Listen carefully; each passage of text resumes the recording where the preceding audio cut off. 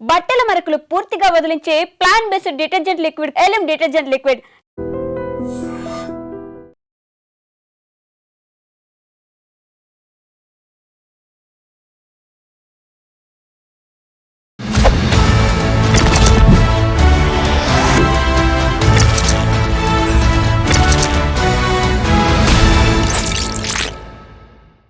Welcome to I dream trending topic.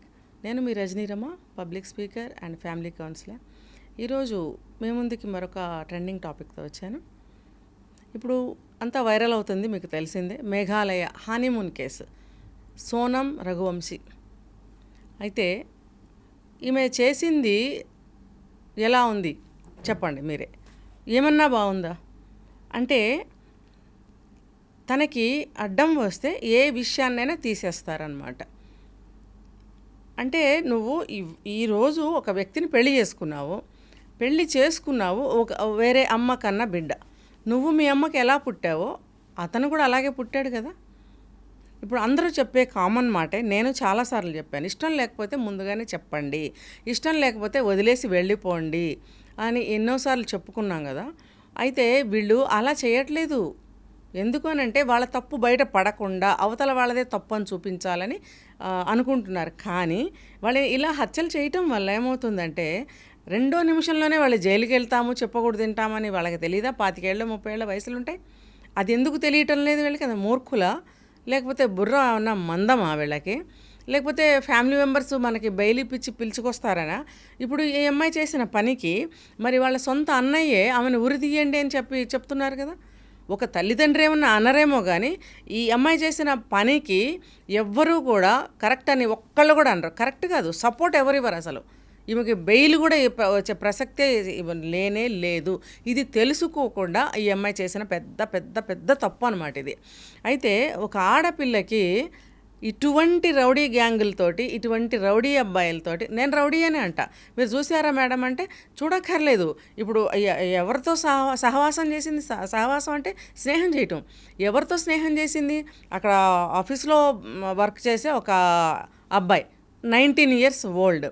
మరి అబ్బాయి ఏమంత పెద్ద జాబ్ చేసేస్తున్నాడు అంటే, నాకు అర్థమైంది ఏంటంటే, అక్కడేవో అకౌంట్స్ చూస్తుంటాడు, ఇక్కడ ఇంట్లో కూడా ఏవో హెల్పర్గా పనిచేస్తూ ఉంటాడు అనేది నాకు తెలిసింది. అటువంటి అబ్బాయితో నువ్వు స్నేహం చేసినప్పుడు నీ ఆటోమేటిక్గా నీ మెంటాలిటీని అర్థం చేసుకోవచ్చు. నీ ఫ్రెండ్ సర్కిల్ కూడా అలాగే ఉంటారు. మనం ఏంటో మన ఫ్రెండ్స్ని చూస్తే అర్థమవుతుందట. మనం ఎలాంటి స్నేహం చేస్తామో మన మనస్తత్వం అటువంటిదన్నమాట. మన మనస్తత్వం ఎలా ఉంటుందో మన ఫ్రెండ్స్ని చూస్తే చెప్పచ్చు. మరి అతిగారాభం ఒకటి, అతి స్వేచ్ఛ ఒకటి, ప్రైవసీలు, డబ్బు, ఈ అన్ని స్వేచ్ఛలు కలిపి ఇదిగో పరిణామం ఇలా దారితీస్తుందన్నమాట.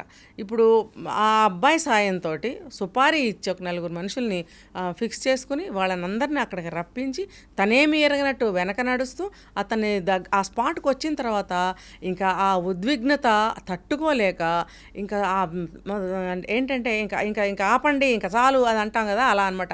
ఆమె ఆపుకోలేక ఇంకా చాలు, ఇంకా వేసేయండి, చంపేయండి, మారడాలో అని చెప్పి గట్టిగా అరవటం. అంటే భర్త వింటాడు, భర్తకు వినిపిస్తుందని తెలుసు, కానీ నేను అరిస్తే మాత్రం ప్రయోజనం ఉంది, అతను చచ్చిపోతాడు కదా, వింటే మాత్రం ఏముంది, ఏం చేస్తాడు అనే ధైర్యం అన్నమాట.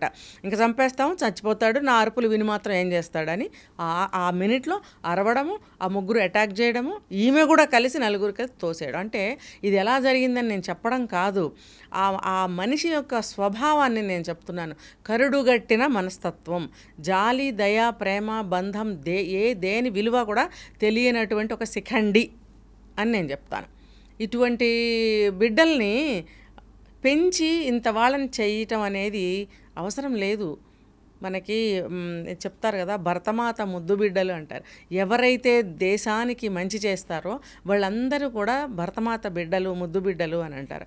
అలాగే సమాజానికి కానీ, ఒక దేశానికి కానీ, ఒక కుటుంబానికి కానీ ఏ చిన్న మంచి కూడా చేయని వ్యక్తులు భూమి మీద భారం అన్నమాట.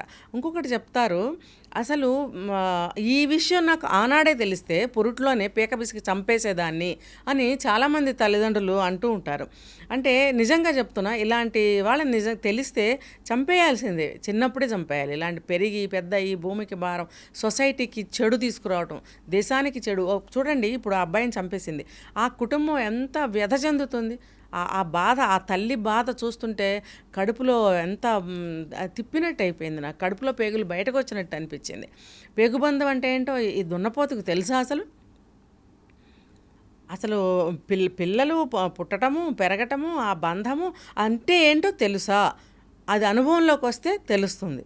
కానీ ఇలాంటి వాళ్ళు ఏంటంటే ఎంతసేపు ఎంజాయ్మెంట్లు, డబ్బు ఖర్చు పెట్టుకోవటం, షికార్లు, తిరగడము, బాయ్ ఫ్రెండ్స్ మెయింటైన్ చేయటం, కావాల్సిన చోటకి వెళ్ళిపోవడం, ఇలాంటి వాటి మధ్యనే తిరుగుతుంది. కానీ వీళ్ళకి బుర్ర, అరే మనకు ఒక జీవితం ఉంది, ఒక పవిత్రమైనటువంటి జీవితం ఉంది, మనం పెళ్లి చేసుకోవాలి, లేకపోతే సమాజంలో ఒక ఉన్నత స్థాయికి ఎదగాలి, మనం కూడా రేపు బిడ్డలు పుడతారు, మనం ఎంతో పవిత్రంగా వాళ్ళని ప్రేమగా పెంచుకుంటాము, ఇలాంటి పవిత్రమైన భావాలకి వీళ్ళ మనసులో చోటు ఉండదు, వీళ్ళ జీవితాల్లోనే చోటు ఉండదు అనమాట. చూడండి, ఆ అత్తగారితో కూడా ఎంత నటించింది, ఎంత నటించితే ఆవిడ కూడా మా కోడలు చాలా మంచిది, నిరపరాధి అని చెప్తుంది ఆవిడ. అసలు ఆవిడ ఏడుపుని ఆపలేకపోతున్నారు ఎవరు కూడా. ఎంత హృదయ విదారకంగా ఏడుస్తున్నారంటే ఆవిడ, ఈ అమ్మాయి ఏమైనా తీర్చగలదా? ఈ అమ్మాయికి సాయం చేసిన ఆ అబ్బాయి ఎవరు, రాజ్ కుష్వాహా, వాడు కూడా వాడి ఎంత క్రిమినల్ మైండో చూడండి. అంతా అక్కడ చేసి ఏమి ఎరగనట్టు ఇక్కడికి వచ్చి వీళ్ళ దగ్గర కూర్చుని వీళ్ళకి సహాయం చేయడము, ఓదార్చడము. ఇంకా చెప్పాలంటే ఈ అమ్మాయి అసలు వేరే ప్రియుడు ఉన్నాడా? ఈ అబ్బాయితో, ఈ కుష్వాహా అనే అబ్బాయితో ఒక అన్నదమ్ముడు రిలేషన్ మెయింటైన్ చేస్తుంది, రాఖీ కడుతుంది అని చెప్తున్నారు. అంటే ఈ రోజుల్లో అన్నదమ్ముల బంధానికి, ఆ వరసకి అసలు విలువ ఇస్తున్నారా? అసలు అంటే ఏంటో తెలుస్తుందా వీళ్ళకి? రాఖీలు కట్టడం ఏంటి, వాళ్ళతో స్నేహం చేయడం ఏంటి, అక్కడ సుపారీ ఇచ్చి చంపించడం ఏంటి? అసలు ఇతనేనా ప్రియుడు, లేకపోతే ఇంకొకడు ఉన్నాడా? వాడి కోసం వీడిని ఉపయోగించి వీళ్ళని చంపించిందా? నువ్వు అన్నదమ్ముడి కింద నిన్ను భావించి నువ్వు నాకు ఉపయోగపడాలి అని చెప్పి ఉపయోగించిందా? మరి ఈ అమ్మాయి యొక్క క్రూయల్ మెంటాలిటీ మనకి ఇక్కడ బాగా అర్థమవుతుంది. ఇంకా చెప్పాలంటే ట్విస్టుల మీద ట్విస్టులు బయటకు వస్తూనే ఉన్నాయి. ఇవి నా సొంత ఆ తల్లిదండ్రులు ఇంకా ఏం మాట్లాడట్లేదు, అంటే వాళ్ళకి మనసు ఇంకా ఒప్పుకోవట్లా కూతురు ఇలా చేసింది అని అంటే. ఇప్పుడు ఆ రాజ్ కుష్వాహా ఎవరైతే ఉన్నారో వాళ్ళ ఫ్యామిలీ మెంబర్స్, వాళ్ళ సోదరి ఎవరైతే ఉన్నారో వాళ్ళు చాలా అమాయకమైనటువంటి ఫ్యామిలీ అట. వాళ్ళు కూడా మా అన్నయ్య ఇలాంటి పని చేయడు అని చెప్తున్నారు. ఇంకా మనకి ఇందులో ట్విస్టులు చాలా వస్తాయి ముందు మళ్ళీ మనం ఇంకొక వీడియో చేసుకుందాం. అయితే ప్రస్తుతము ఈ అమ్మాయిని మాత్రం కఠినంగా, అసలు వెలుతురు మొహం తెలియకుండా బంధించి ఇన్వెస్టిగేషన్ చేసి ఈమెకు ఒక కఠినమైనటువంటి శిక్షలన్నీ వేస్తారు. మనం కూడా వింటాము ఆ విషయాలు గురించి. ఈ అమ్మాయి ఈ వయసులో, ఈ స్టేజ్లో ఇన్ని నేరాలు చేస్తే, ఇంకా పెద్దదైతే, ఇంకా సమాజంలోనే ఉంటే ఇంకా ఎన్ని క్రైమ్స్ చేస్తుందో. ఈ అమ్మాయి తల్లిదండ్రులకి విలువ ఇవ్వకుండా అలా చేసింది. అంటే ఈ అమ్మాయి ఇష్టం లేని పెళ్ళి అయితే తల్లిదండ్రులు బలవంతంగా ఎందుకు పెళ్లి చేస్తారు? ఇవన్నీ అప్రస్తుతం, నేను వీటి గురించి మాట్లాడను. ఎందుకనంటే ఇష్టం నీకుందా లేదా, నువ్వు వీళ్ళని చేసుకో, నువ్వు వాళ్ళని చేసుకో అనటం కాదు. అసలు నేను ఇమ్మడగలనా ఇందులో అనేది ఈ అమ్మాయి అర్థం చేసుకోవాలి. ఇంకొకటి ఏంటంటే, వాళ్ళు ఈ అమ్మాయికి వేరే లవ్ అఫైర్ ఉందని తెలిసి కూడా ఏదో మంచి కుటుంబంలో ఇచ్చి పెళ్లి చేస్తే అన్నీ సర్దుకుంటాయిలే అన్న ఒక మంచి అభిప్రాయంతో, మంచి భావంతో వాళ్ళు పెళ్లి చేశారు. కానీ ఈ అమ్మాయిని చిన్నప్పటి నుంచి చూస్తున్నారు కదా, ఈ అమ్మాయి మనస్తత్వం తెలుసు కదా. బెదిరించిందట కూడా, మీరు పెళ్లి చేస్తే నేనేం చేస్తానో చూడని. అంటే చిన్నప్పటి నుంచి ఈ అమ్మాయి స్వభావం తెలిసి కూడా ఇప్పుడు పెళ్లి సమయంలో ఇటువంటి బెదిరించినప్పుడు వీళ్ళు చేయకుండా ఉండాల్సిందే. ఆ పెళ్లి కొడుకుని నేనేం చేస్తానో చూడండి. ఆ పెళ్లి కొడుకుని ఎందుకు చేస్తావమ్మా నువ్వు? మీ అమ్మని మీ నాన్న చేసుకో, నిన్ను నువ్వు చేసుకో. ఎవరో సంబంధం వస్తే ఎవరో అమ్మ కన్నబిడ్డని ఎందుకు చేస్తావు నువ్వు? ఆ అబ్బాయి ఏమన్నా వచ్చి నిన్ను లాక్కెళ్ళి పెళ్లి చేసుకున్నాడా?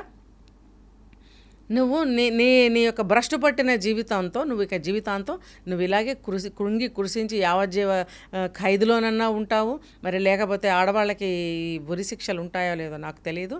ఉంటే గనక అది కూడా నీకు చిన్న శిక్షే.